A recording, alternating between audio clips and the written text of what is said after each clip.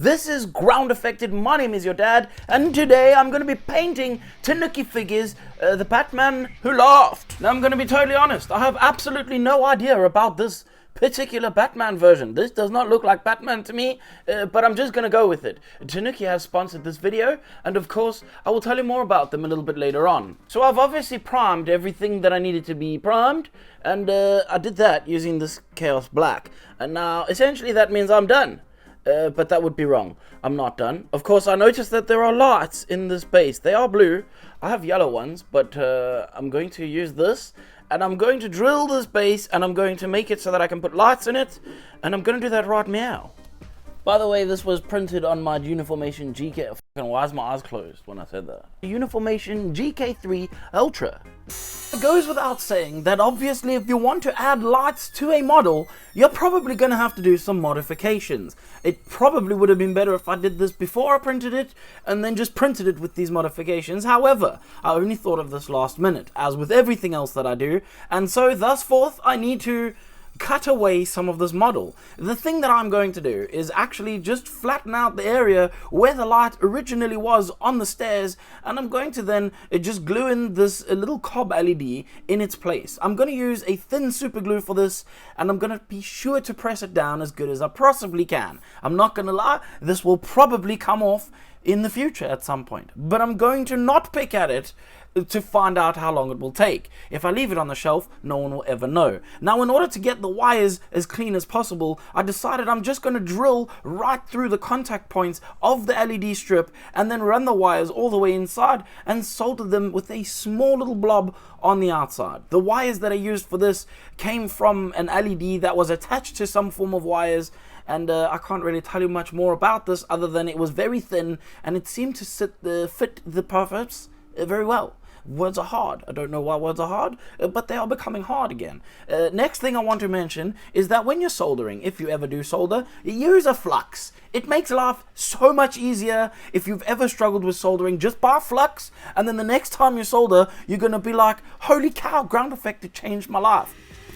Okay, so there's not much I can do now other than wait for that to dry, and while I wait for that to dry, I might as well put the base colors on the rest of this stuff, I guess. Also, while I'm here at my computer, you might as well check out Tanuki figures, and I think you should go and see what they have created over on their Patreon, because they make some pretty amazing models. I'm not gonna lie, the sculpts are absolutely incredible. You may recognize this guy here, and the guy holding him as well. Also, Tanuki is offering a 50% off this model using the code Groundeffected. Check down in the link below, because there might be a possibility I said those words wrong, and if I did, I will update that in the description.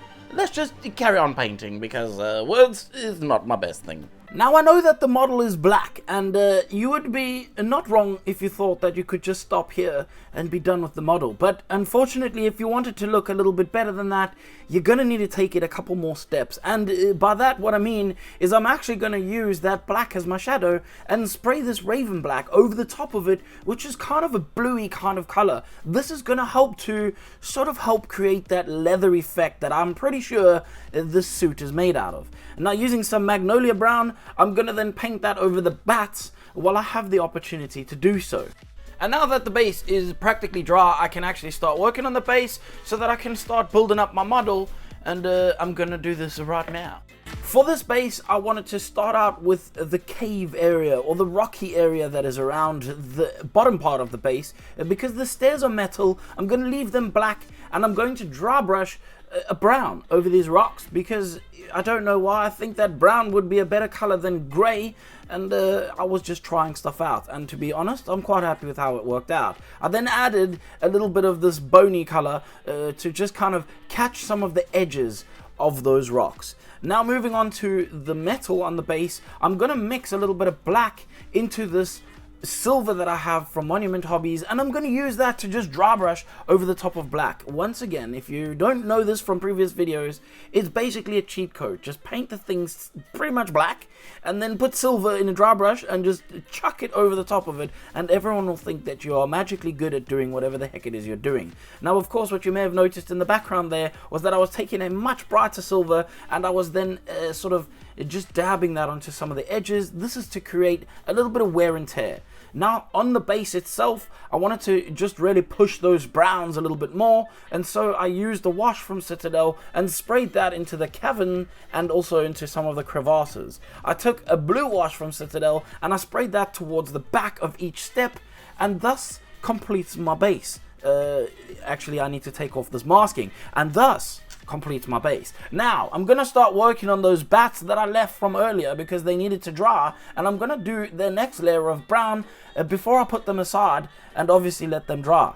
But then when they were dry, I came back and then I painted another layer of brown over the top of them because I needed to build up the layers of brown on these bats, and I was not quite happy with that. So I then used a wash, which is not a wash, it's actually a contrast paint, but it really is like a wash because it's pretty much see-through as it is. And I sprayed that over everything to just get a little bit more tonal color into it. I don't really know what words I'm talking, so don't listen to me. Maybe just watch what I'm doing. I then put some pink stuff in the ears, and I stuck them on the base and moved swiftly on to adding some detail with a paint that I like to call liquid magic in a bottle. This is a panel line wash, and I used that in all the crevasses to just help push them out. I then used contrast black Templar paint and sprayed that into the shadows, making sure it only hit the undersides of the shadows, thus deepening my shadows and making them look more shadow-like.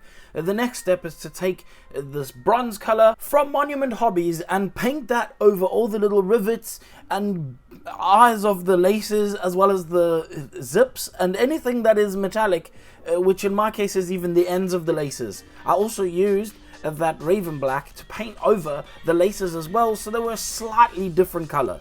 Using some liquid talent again, I painted that just over the heels of his boots and the toes of his boots, as well as around the rim of the boots, if that's whatever you want to call it. I then placed all of those parts that are now completed onto the base to move them aside so I can work on the torso. And on the torso was pretty straightforward really. It was just a little bit of liquid talent and then adding the brass onto all the buckles that are on there. I also added a bit of gloss clear over the buttons down the center. It may be hard to tell, but I definitely did that. I then roughly masked the face. Now what you may notice is it's not perfect around the cowl, and that's okay because we'll come back and fix that later. I'm gonna give these particular parts a very quick dusting with some white ink to give it a zenithal, and while it dries I'm gonna continue with some of that bronze stuff that I need to paint across all the little parts on this model. All these little details take the time, and it's easier if you split this up into manageable tasks rather than trying to do it all at once, because you might want to pull whatever hairs you have left over out. Now, getting back to the body, I was not quite happy with the way it looked, so I took this sandy brown and I dry brushed this over everything that was leather. That includes his little waist flappy thing at the back, as well as his torso and the cool collar thing that goes around his neck. I dry brushed this kind of liberally, but not crazily.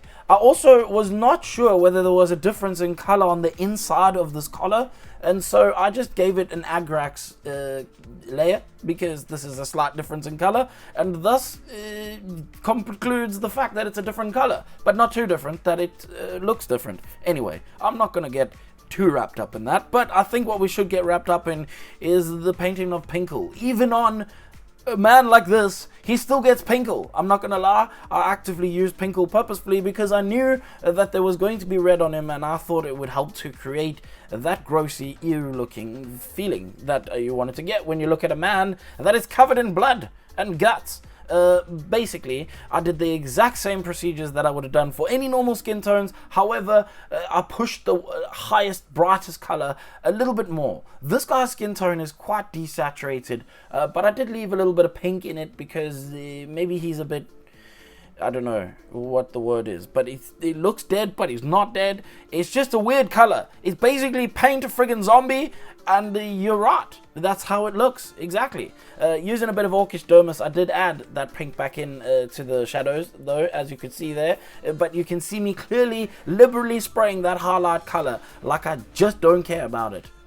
Because at this point I didn't really. That was because I was just trying to make a really bright and white skin tone. And now I took some of this red, that is a Flesh Terror's red from a contrast paint, and I watered this down because there is something weird that happens when you water this particular paint down. It has an orangey kind of color, and not just orange, but it dries very much like dry blood, which is really good if you're trying to paint dry blood. So I used my airbrush on a very low pressure setting, and I just carefully spray this across the fingers. The spider webbing at this point is actually invited. Any overspray, any little weird splats is good.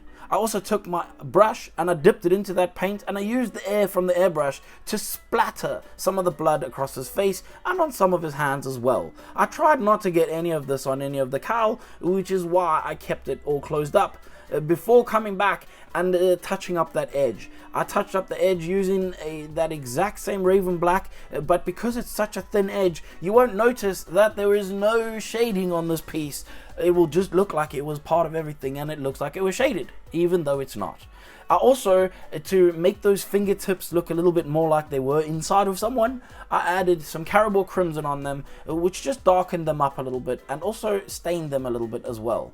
Getting onto the teeth of this dude, it's pretty simple really. I used highlight flesh, and you want to be very careful when painting teeth not to paint across the whole top of them. You want to try and leave some of the color in between them. Yes, in this case it's red, and no, that's not ideal, but it's more than good enough to get the effect across that there are individual teeth inside of this thing's mouth. I then used a gloss and I painted that over all the teeth and tongue and everything. I then stuck that tongue into his mouth and removed the stick out of his neck, stuck the head on the model, and then called it done.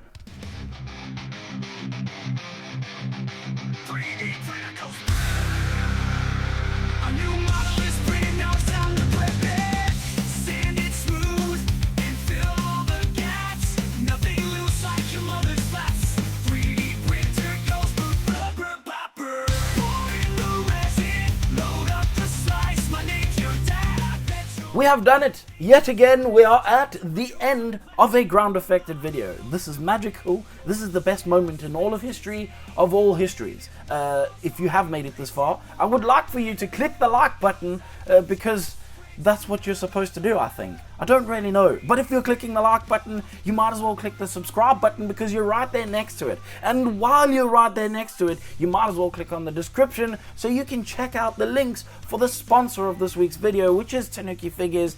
And when you're checking out their links, you might also want to check out my links for my Patreon if you want to support this channel further and get some additional content as well as behind the scenes and the work in progress pictures. Of course, I want to say a special thank you to my patrons because without them, this would not be possible every single week. It just wouldn't. Simple as that. But I do want to say a very special to anybody who didn't like anything they saw. Just cough.